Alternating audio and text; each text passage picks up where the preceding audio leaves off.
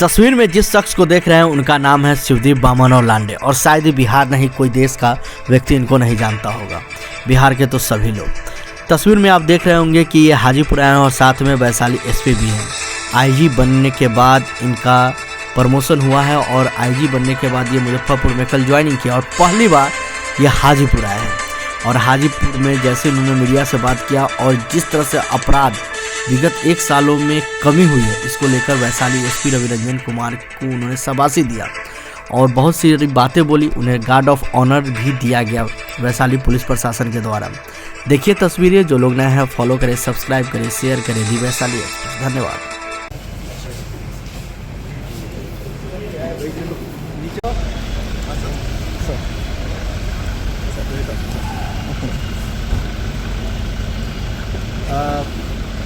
Police महानिरीक्षक के तौर पे मुजफ्फरपुर रेंज का जब चार्ज लिया तो एक रिव्यू के तौर पे आया था यहाँ पे हाजीपुर पब्लिक वैशाली डिस्ट्रिक्ट का। डिटेल में रिव्यू हुआ यहाँ पे, स्पेशली प्राइमरी फोकस था क्राइम का।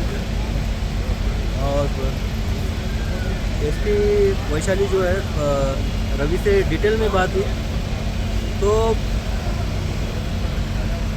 वैशाली पुलिस ने काफ़ी अच्छा काम किया है। लास्ट 1 ईयर्स का जब देखा जाए तो लूट की घटनाओं में करीबन 27-28% का कमी आई है। चोरी की घटनाओं में नियर अबाउट 47 पॉइंट समथिंग की कमी आई है। हत्याओं के जो घटना थी उसमें भी परसेंटेज वाइज कमी आई है।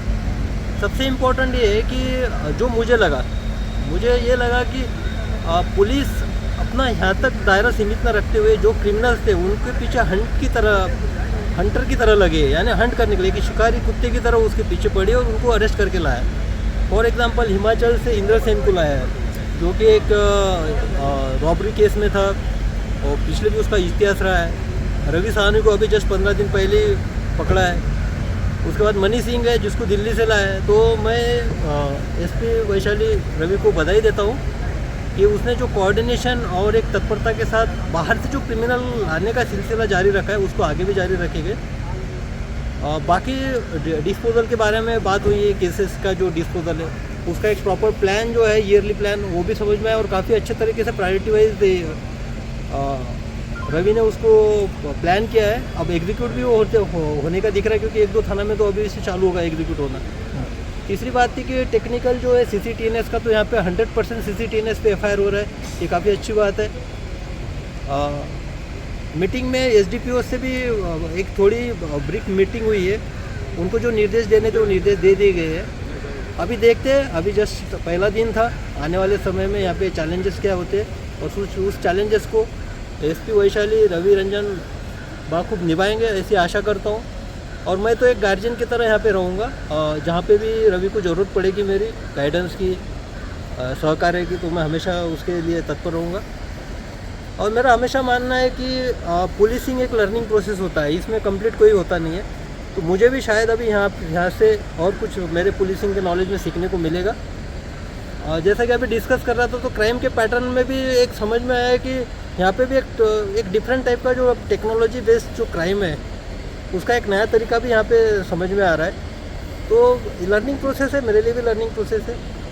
और मैं वैशाली के सारे पुलिस बल को, constable ready to SP Ravi तक को उनके पिछले साल के काम के लिए बधाई देता हूँ और आशा करता हूँ कि वो इस काम को मेरे साथ भी जारी रखेंगे।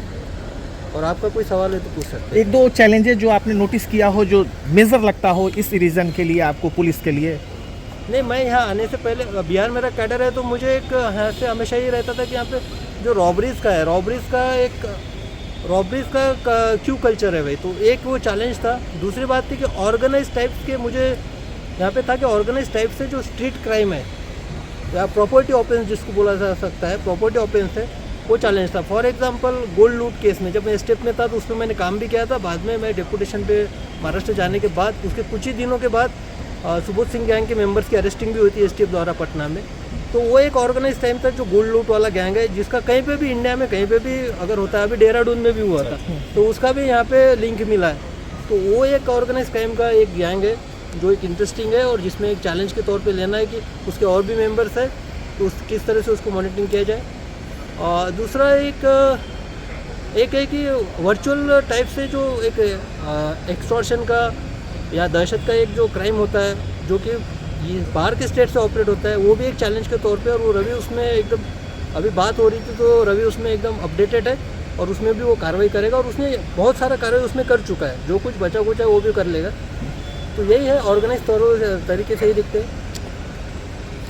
एक एसपी के तौर पे आपको लोगों ने बड़ा ड्रेसिंग एक एसपी के तौर पे देखा था, बड़ी फ्रंट फुट पे आगे काम करते थे। आईजी के तौर पे किस तरीके क्या भूमिका रहेगी अभी? नहीं, देखिए, सुप्रिटेंडेंट ऑफ पुलिस यानी पुलिस अधीक्षक का कार्यालय एक अपने अपना संस्था है। Superintendent of police is a institution. तो मेरा हमेशा ये मानना है कि हर इंस्टीट्यूशन को स्ट्रेंथन करना है। तो रवि को इंस्टीट्यूशन चलाना है जिला की, जहाँ पे मेरी मदद पड़ेगी मैं उनको गार्जियन के तौर पे मदद करूँगा।